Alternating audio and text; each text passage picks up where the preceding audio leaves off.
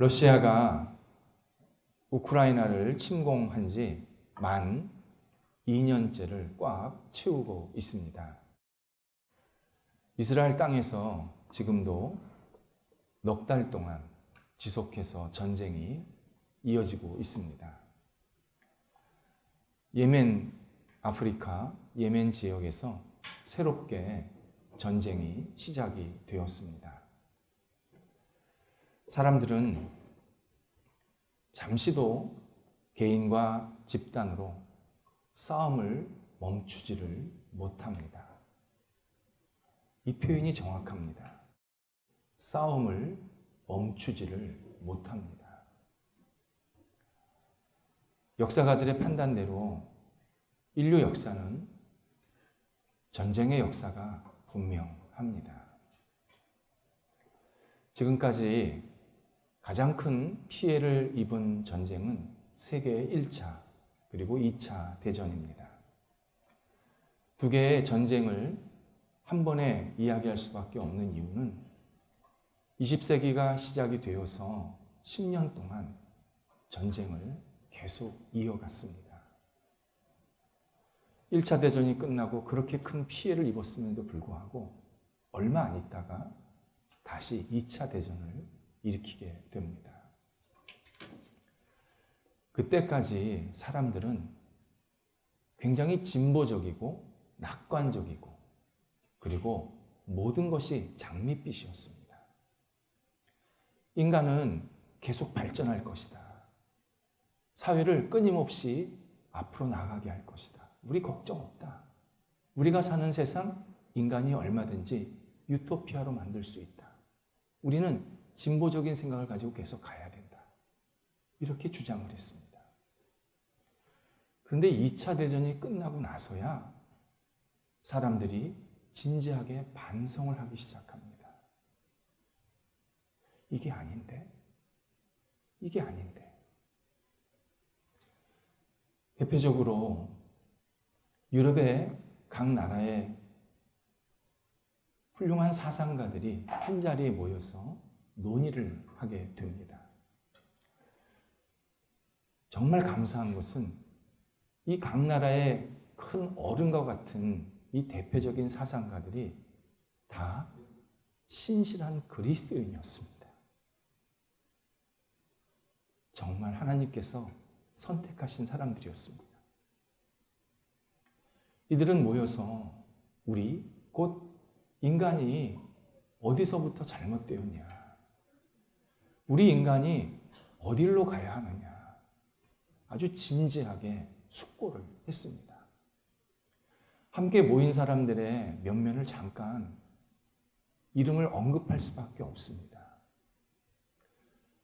T.S. 엘리엇, 미국계 시인이었던 T.S. 엘리엇, 영국의 사상가였던 크리스토퍼 도슨, 스코틀랜드, 저쪽 북쪽 북아일랜드 옆에 있는 스코틀랜드의 존 베일리, 프랑스의 자크 마르텐, 그리고 스위스의 에밀 브루노였습니다.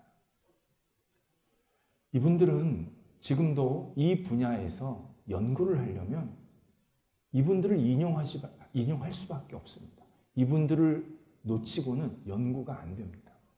그만큼 대단한 그 당시에 지금까지 많은 사상적으로 공헌을 하신 분들입니다. 이분들이 같이 모여서 제일 먼저 확인한 사실이 있습니다. 인간은 죄성으로 가득하다. 인간은 스스로 평화를 만들 수도 유지할 수도 없다. 인간에게는 선이 나오지 않는다. 인간은 겉으로 볼 때는 아무 문제가 없는데 결정적인 순간에 폭력성과 공격성이 마구 드러난다. 근데 이게 한두 번 드러나는 게 아니라 계속 드러난다. 성경이 말씀하시는 원죄라는 이 인간의 죄성을 온 세상에 천명했습니다. 그 전까지는 원죄를 얘기하면 사람들이 다 거부를 했습니다. 근데 2차 대전이 끝나니까 아무도 말을 못하는 겁니다. 바로 전 세대, 이 당시 바로 전 세대 칸트라는 철학자가 인간의 원죄를 삐딱한 성질이라고 정의했습니다. 윤리적으로 정의한 겁니다. 그 당시에 한참 활동하고 있던 철학자 니체는요, 인간 형질의 불균형, 이렇게 표현했습니다. 추상적으로 표현한 겁니다. 표현은 다 다른데요, 내용은 하나입니다. 인간의 원죄 없다. 인간이 어떤 잘못을 하는 것은 일시적인 것이고 잠시 어쩌다 한번, 그러다 하다 보니까 그런 실수가 나온 거지 인간에게는 근본적으로 원죄, 죄성이 없다. 이렇게 계속 주장했고 사람들이 받아들였습니다. 그런데 수백만, 수천만이 죽고 나니까 우리가 너무 인간에 대해서 몰랐다. 그제서야 스스로 깨닫게 되었습니다. 그러면서 이 회의에서 두 가지의 지금까지 아주 중요한 일을 하게 됩니다. 하나는 인간이 다른 사람을 존중하는 것은 인간의 힘으로는 불가능하다. 뭔가 근거가 있어야 된다. 바로 하나님이 이 사람에게 생명을 주셨기 때문에 나도 그 생명을 소중하게 여겨야 된다. 내가 이 사람의 권리를 인정하는 것은 하나님이 이 사람에게 권리를 주셨기 때문에 내가 인정하는 거다. 인권이라는 말이 나옵니다. 그래서 이 사람들이 세계 인권 선언이라는 것을 발표합니다. 이걸 유엔에서 그대로 받아들였습니다. 그리고 유엔에서 각국에 배포를 한 겁니다. 그리고 각국은 자신의 헌법, 자신의 규정 안에 인권이라는 말을 이제 다 집어넣은 겁니다. 지금 우리가 말하는 인권이 바로 그때 나온 인권입니다. 근원은 어디서 나왔냐? 하나님이 우리에게 생명과 권리를 주셨다. 권한을 주셨다. 이것을 인간은 서로 인정하고 존중해야 된다. 이것이 바로 인권입니다. 우리는 인권을 얘기할 때 자꾸 하나님을 잃어버리려고 하는데 인권이라는 말 자체가 하나님을 믿는 신앙에서 출발이 되었습니다. 성경 빼고요. 지금까지 가장 많은 나라 언어로 번역돼서 사용되는 게 세계 인권선언문입니다. 인권선언문이 빠지면요, 우리 사회 질서가 완전히 무너집니다. 굉장히 중요한 일을 우리 신앙의 선조들이 했습니다. 또 하나가 유럽 내에서 자유민주주의를 표방하는 나라들은 서로 무력으로 공격하지 말자. 침략하지 말자. 약속을 합니다. 근데 이게 약속으로 끝난 게 아니라 법제화했습니다. 지금도 유럽은 서로 침략하지 않겠다고, 자유민주주의를 표방하는 나라들은 서로 침략하지 않겠다고 법이 규정이 되어 있습니다. 그런데 우리가 살다 보면 경제적인 불균형이 생기지 않습니까? 내가 무력으로는 안 하는데 경제적으로 차별이 생기지 않습니까? 그러니까 이분들이 지금 그때 회의에서 그러면 서로 나라가 필요한 물건들을 자유롭게 왕래시키자. 관세 없애고 그냥 필요한 물건 수출하고 수입하는 일들을 자유롭게 하자. 그래서 유럽 경제 연합이라는 것을 만들게 됩니다. 시간이 지나면서 왜 물건만 왔다 갔다 하냐? 사람도 왔다 갔다 하게 하자. 국경은 있지만 국경 다 허물자. 그래서 사람들이 마음대로 마치 내 집 드나들듯이 왔다 갔다 하게 하자. 지금의 EU, 유럽연합이 만들어진 겁니다. 우리가 지금 유럽에 가면 어느 나라든 들어가서 도장 찍고 어느 나라 막 돌아다니다가 마지막 나올 때 도장 찍고 나오면 끝입니다. 아무런 제재가 없습니다. 바로 이런 좋은 체제를 70년 전에 기독교 신앙을 잘 믿었던 사람들이 이렇게 우리 앞으로 살자. 이렇게 약속하자. 하나님 앞에서 우리 이런 서로 헌신을 하는 마음을 갖자. 이렇게 우리에게 좋은 유산을 남겨주었습니다. 핵심은 기독교 신앙이 나라와 사회가 어렵고 힘들 때 조정자의 역할을 제대로 했다는 겁니다. 인간이 누구인지 깨닫게 해주었고, 그리고 이러한 근거에 대해서 우리가 조금 더 하나님을 의지하고 성숙한 모습으로 나아가야 한다. 이것을 분명히 이야기해 줬습니다. 무엇보다도 예수 그리스도로만 우리는 평화할 수 있고 공존할 수 있고 상생할 수 있다. 이걸 분명히 발표해 준 겁니다. 그래서 지금까지 잘 왔는데 다시 우리 시대에 인간의 원죄, 인간의 죄성에 대해서 자꾸 잊어버리고 있습니다. 우리 시대 사람들에게 사람은 죄인이랍니다. 인간은 스스로 구원을 얻을 수 없답니다. 예수를 통해서 우리는 다시 새롭게 일어나야 합니다. 라고 권면을 하면 불쾌하게 여깁니다. 내가 뭘 그렇게 잘못했습니까? 내가 뭐가 그렇게 부족합니까? 나 그런 나쁜 사람 아닙니다. 나 좋은 행동, 좋은 말 많이 하려고 노력하는 사람입니다.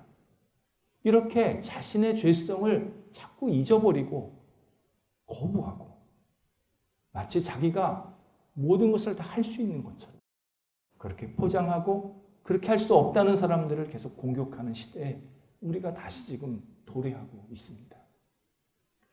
이러한 모습은 100년 전에도 1000년 전에도 그리고 한참 수천 년 전에도 똑같은 인간의 본성입니다.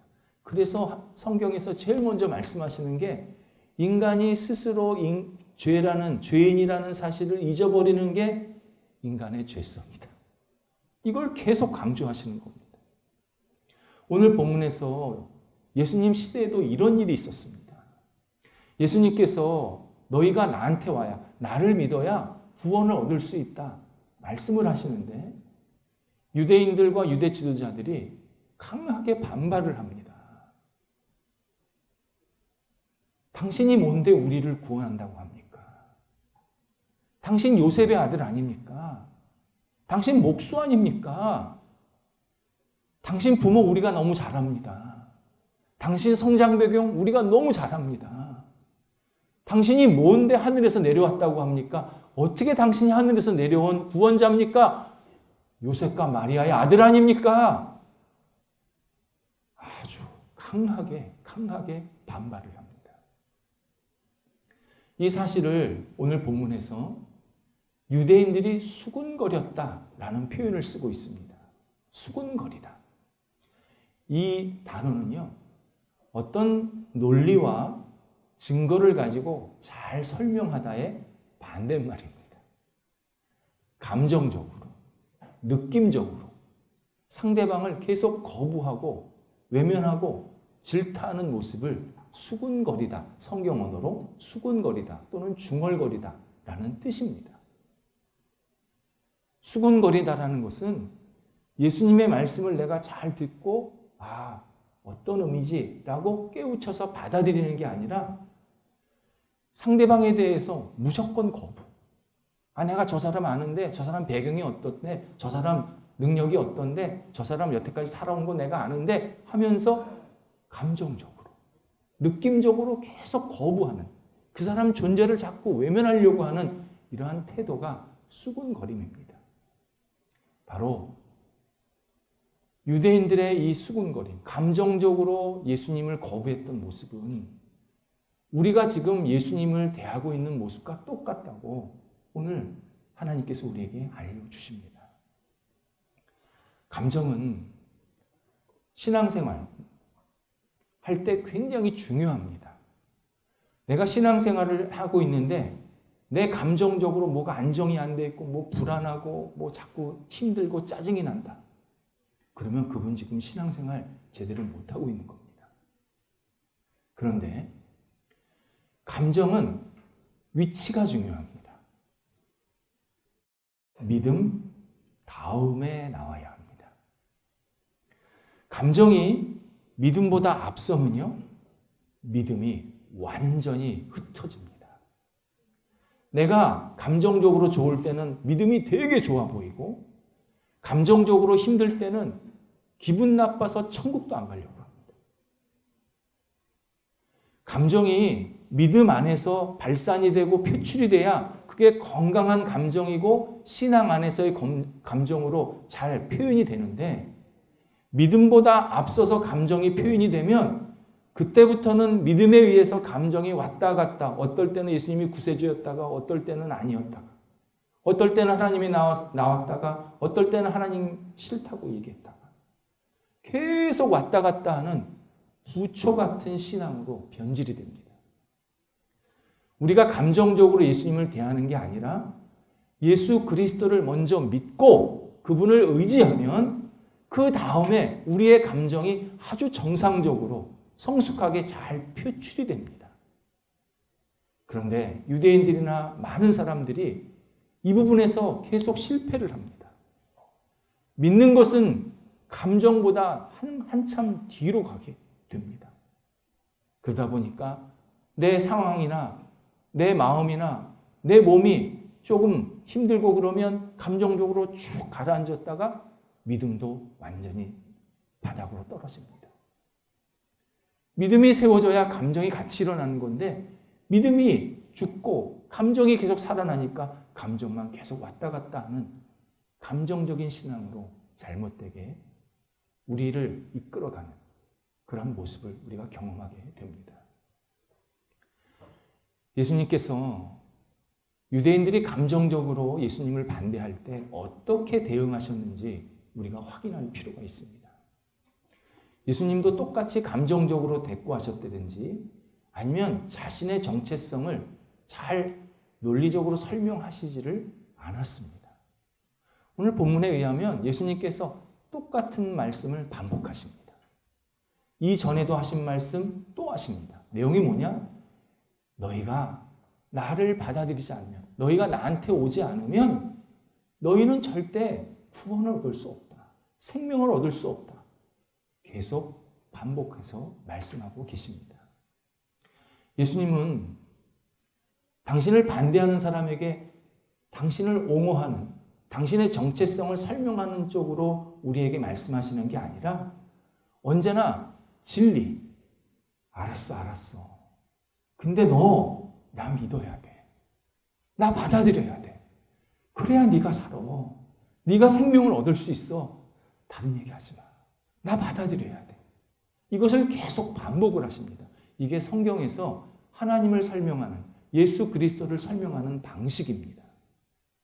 사람들은요, 하나님 살아계십니까? 묻잖아요. 그러면 성경이 하나님은 이렇게 있어서 살아계신단다. 설명해 주면 좋겠는데 성경은 그렇게 설명 안 합니다. 예를 들어서요. 창세기 1장 1절에서 태초에 하나님이 세상을 창조하시니라. 이렇게 딱 한 구절이 나옵니다. 창세기 1장 1절은 성경 전체 첫 번째 책, 첫 번째 절입니다. 여기서 뭘 얘기하시냐면 하나님은 세상이 창조되기 전에 있기도 전서부터 계셨고 그래서 세상을 창조하셨고 지금도 세상을 인도하시는 분이다. 명쾌하게 끝내십니다. 사람들은 하나님이 살아계십니까? 하나님이 세상을 어떻게 창조하십니까? 세상 창조하시기 전에 뭐 하셨대요? 그분은 그러면 하나님은 누가 창조하셨대요? 이런 질문 하잖아요. 성경은 아예 그런 질문에 대해서 답을 안 하십니다. 이유가 애를 보고 애라 그러고 어른을 보고 어른이라 그러지 않습니까? 하나님이 세상을 창조하시니까 그냥 얘기하는 겁니다. 하나님이 살아계셔서 지금도 인도하시고 하나님이 우리한테 나는 네가 있기 전부터 있었고 너를 이 땅에 오게 했고 세상을 창조했고 지금도 인도하는 존재야. 네가 인정한다고 내가 인정되는 게 아니야. 나는 그런 존재야. 성경이 계속 반복해서 하나님에 대해서 그렇게 말씀하십니다. 예수님도 똑같아요. 신약 성경에서 예수님을 계속 반박할 때 예수님이 한 번도 당신의 존재 자체에 대해서 옹호하신 적이 없습니다. 항상 그래? 알았어. 근데 너 나 믿어야 돼. 내가 널 위해서 죽을 거야. 너 나를 통해서 죄 용서 받아야 돼. 너 나를 믿어야 영생 얻을 수 있어. 하나님께로 갈 수 있어. 알았어. 마음대로 얘기해. 근데 너 나 믿어야 돼. 아주 분명하게 명쾌하게 계속 말씀하십니다. 이 사실을 예수님께서 44절에서 모든 사람은 자기의 힘으로 예수를 믿는 게 아니라 하나님의 인도하심에, 이끄심에 따라서 예수를 믿을 수 있다. 이 사실을 분명히 강조해 주고 있습니다. 이 44절은요, 예수님의 가까이 갈 때, 그러니까 예수님을 만나려고 할 때 하나님의 이끄심, 하나님의 인도하심이 반드시 있어야 된다는 사실을 굉장히 강조하고 있는 진술입니다. 우리가 예수를 믿으려 할 때 이런 생각을 가질 때가 있습니다. 내가 예수를 잘 믿으려고 결심해야지. 그런 의지가 있어야지. 내가 열심히 노력해야지. 그래야 내가 예수를 잘 믿지. 그렇게 생각할 때가 있습니다. 마치 소와 소 주인이 서로 같이 가는 것과 똑같이 생각을 하는 겁니다. 소 주인이 소의 코에 고삐를 잘 잡고 가면 소는 기본적으로 내가 주인의 말을 잘 따라야지. 내가 주인으로 이렇게 가는 방향으로 같이 가야지. 그런 마음이 있어야 된다. 그렇게 생각을 합니다. 그래야 소하고 소 주인이 같은 방향으로 가는 겁니다. 소가 당신 안 따라갈래요. 마음으로 거부하면 앞으로 못 가는 거 아닙니까? 우리가 구원받는 것을 이렇게 생각하는 겁니다. 하나님이 나를 구원해 주시는 것은 맞는데 내가 하나님을 잘 믿겠다고 결심하고 의지가 있어야 되고 뭔가 노력을 해야지. 그래야 내가 하나님을 잘 믿고 예수님을 잘 믿게 되지. 그렇게 생각하는 겁니다. 아주 합리적인 생각같이 들립니다. 그런데 이것은 성경에서 말씀하시는 구원에 대한 이해가 아닙니다. 여러분, 이렇게 생각하면 큰일 납니다. 두 가지 면에서 그렇습니다. 하나는 인간은 절대 하나님을 잘 믿겠다고 결심하지 않습니다. 그게 우리의 착각입니다. 우리의 본성은 하나님을 멀리 떠나가고 싶어하는 본성이 더 강합니다. 하나님을 믿어도 적당히 믿으려고 합니다. 적당히 선을 그으려고 합니다. 하나님과 나와 따로 살려고 하는 겁니다. 이런 경우도 있습니다. 내가 복 받으려고 하나님을 믿습니다. 그런 사람 있습니다. 왜 교회에 나오셨습니까? 복 받아야죠. 있습니다. 그래서 진짜 하나님이 그에게 복을 주시면요, 그 사람이 어떻게 반응하냐면, 고맙습니다. 이제 제가 알아서 살게요. 저한테 이거 주셨으니까 이제 제가 알아서 이거 잘 사용하고 그리고 살게요. 그리고 하나님께 가끔 와서 인사도 하고 뭐 좀 드릴게요. 복 받으려고 예수를, 하나님을 믿어놓고 복을 주시면 그때부터 서서히 거리를 둡니다. 어떤 경우는 자기가 하나님 앞에 뭔가 했어요. 다양한 역할을 했어요. 그러면서 뭐라고 생각하냐면, 하나님, 이 정도면 됐죠? 그러니까 이제는 제 인생 좀 살게요. 저도 먹고 살아야 되지 않겠습니까? 제가 하고 싶은 거 좀 하고 필요하면 내가 하나님 앞에 또 드릴게요. 이러면서 마치 하나님과 나와 거래하는 것 같은 그러한 신앙생활을 하는 사람들이 많습니다. 아니, 우리에게는 다 그러한 본성이 있습니다. 내게 주신 것이 마치 내 거이신 것이냐? 내가 다 알아서 하면 된다는 생각이냐? 내가 모든 주도권을 다 가지고 있느냐 생각하면서 하나님을 점점 멀리하고 선을 그으려고 하는 우리의 본성이 있습니다. 우리의 노력 절대 하나님께 가까이 가지 않으려고 합니다. 어떻게 하면 떨어질까? 어떻게 하면 내가 잘 살아볼까? 어떻게 하면 내 자유를 갖고 살 수 있을까? 이걸 계속 생각하고 또 생각하고 또 생각하면서 하나님과 점점 멀어지는 게 우리의 결심의 본질입니다. 두 번째는 우리의 노력과 의지가 구원에 중요한 역할이 된다고 하면요, 천성적인 요건에 따라서 구원이 많이 좌우가 됩니다. 우리 중에 어떤 분은요, 결심을 잘하는 분이 계십니다. 그리고 결심을 하면 추진력이 아주 뛰어난 분이 있습니다. 그리고 의지가 분명한 분이 있습니다. 우리 남편은요, 평생 아침 6시에 밥 먹어요. 8시면 잠자요. 아유, 저 사람 의지 아무도 못 꺾어요. 그분은 천성이 그런 의지가 있는 겁니다. 어떤 분은요, 굉장히 종교적인 사람이 있습니다. 심성이. 그래서 스펀지처럼 어떤 이야기를 들으면 쑥 빨아들여요. 그래서 그거에 따라서 잘 순응하시는 분이 있습니다. 성품적으로 그런 분이 있습니다. 이런 분들은요, 기독교 신앙을 믿고 따르는데 플러스 요인이 있습니다. 분명합니다. 근데 어떤 분은요, 태생적으로, 그리고 어릴 때 어떤 작은 경험을 통해서 의심이 너무 많습니다. 따지기를 너무 잘합니다. 자기 머릿속에 100% 이해가 안 되면 받아들이질 않아요. 믿지를 않아요. 때로는 결심을 못하는 분이 계세요. 뭐 먹을까요? 아무 데나 가세요. 언제나 뭐 먹을까요? 그러면 아무 데나 가세요. 자기는 결심을 하나도 못해. 제가 아는 분은요, 물건 하나 구입하는데 한 달 걸리는 분이 계세요. 내가 이거 사야지. 분명히 한 달 전에 저한테 얘기를 했는데 아직도 안 샀어요. 왜 안 사요? 한 번 더 보려고요. 한 번 더 보려고요. 그리고 한 달이 가더라고요. 그래서 한 달 있다가 좀 좋은 물건 샀나 했더니 한 달 전에 본 물건 그때 사더라고요. 그래서 제가 그분한테 그랬어요. 물건을 참 묵상을 잘 하시는군요. 저희 동료 목회자가 그런 사람이 있었습니다.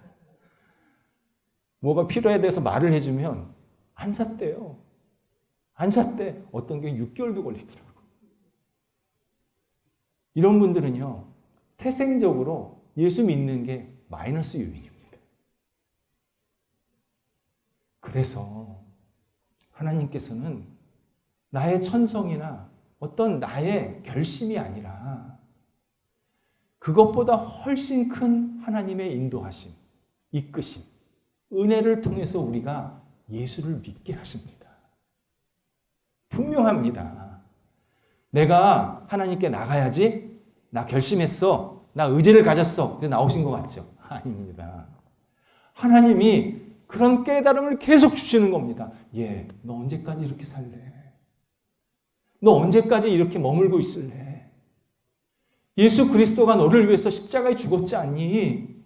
내가 너 기다리고 있지 않니? 너 언제까지 이러고 있을래? 계속 다양한 사건, 다양한 사람, 내 영혼 속에 계속 문을 두드리십니다. 그래서 우리를 이끌어 가십니다. 내가 하나님께 가야겠다. 내가 예수님을 믿어야겠다. 이런 나도 모르는 계속 깨달음과 앞을 향해서 나를 이끌고 가시는 그런 힘으로 지금 우리가 지금껏 신앙생활하고 있고 앞으로도 그렇게 신앙생활할 수밖에 없습니다. 그래서 예수님께서 45절에서 모든 사람이 하나님의 말씀을 배울 것이다. 이렇게 말씀하십니다. 여기서 모든 사람이라는 것은요, 이 땅에 살아가는 모든 사람이 아니라 하나님이 선택하셔서 이끄시는 사람, 그래서 예수를 믿게 한 사람은 하나님의 말씀이 들린다는 겁니다. 하나님의 말씀을 배우게 된다는 겁니다.